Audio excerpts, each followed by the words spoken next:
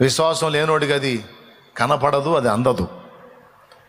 కమ్మని పాట పాడానండి, చెవులు ఉన్న వాళ్ళందరికీ పాట దక్కిద్దా దక్కదా? స్తోత్రం. వినపడినోడికి, వినపడనోడికి నేను ఎంత కమ్మని గీతం పాడినా ఏందంట అంటాడు. పాట పాట పాడుతున్నాడు, పాట పాట పాట పాడుతున్నాడు. ఏంది కొంచెం పెద్దగా చెప్పి తినపడదులే, ఇంకాడ చెప్పేదిరా నాయన, గొంతు అంతా ఇంత ఇంతున అరిచి గొంతు పగిలిపెట్టాడు చెబుతుంటే పాట పాడుతున్నాడు. ఏం లేదు చూడు,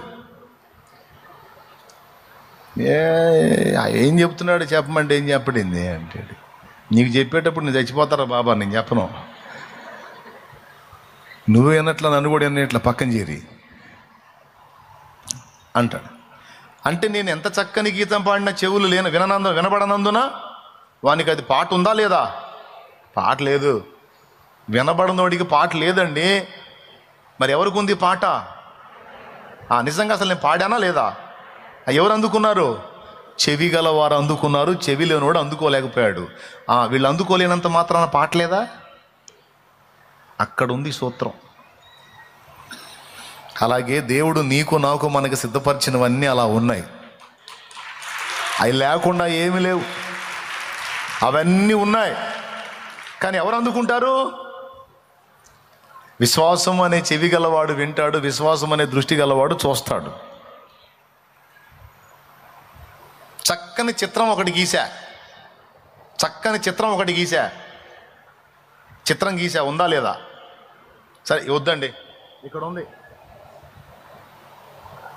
ఇది దీపవృక్షం,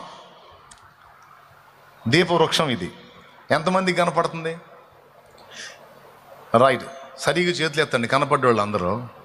స్క్రీన్ మీద కనపడుతుంది కదా, ఉందా లేదా? ఇది కళ్ళు ఉన్న వాళ్ళందరికీ ఉంది. కళ్ళు లేని వ్యక్తికి ఉందా లేదా? అలాగని ఇది లేదా?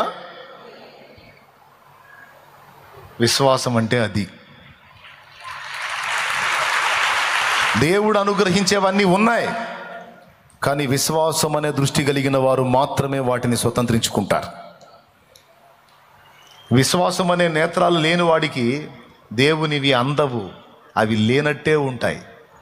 కానీ అలాగని లేవా? ఉన్నాయి. అలాగే యాకోబు జీవితాన్ని మీరు కానీ చూడగలిగితే, యాకోబు ఆశించినవి ఉన్నాయా లేవా? యాకోబుకు తెలుసు, జ్యేష్ఠత్వపు హక్కు కోసం ఇన్ని బాధలు పడ్డాడు కదా, దాని రిజల్ట్ ఏంటో, దాని ఫలితం ఏంటో, భవిష్యత్తులో దాన్ని నేను చూస్తాను అని యాకోబు నిర్దిష్టంగా నమ్మాడు. కాబట్టే వాటన్నిటిని యాకోబు స్వతంత్రించుకోగలిగాడు. ఎందుకు యాకోబు వెంట పడ్డాడు దేవుడు అంటే, యాకోబు అంటే ఇష్టమైపోయింది దేవుడికి. ఎందుకు ఇష్టమైపోయిందంటే, అంత పరిశుద్ధుడు, అంత నీతిమంతుడు, అంత యథార్థవంతుడు, అంత భక్తిపరుడు, అంత గొప్పోడు ఇంకొకళ్ళు లేడని అనుకుంటున్నారా? కానే కాదు.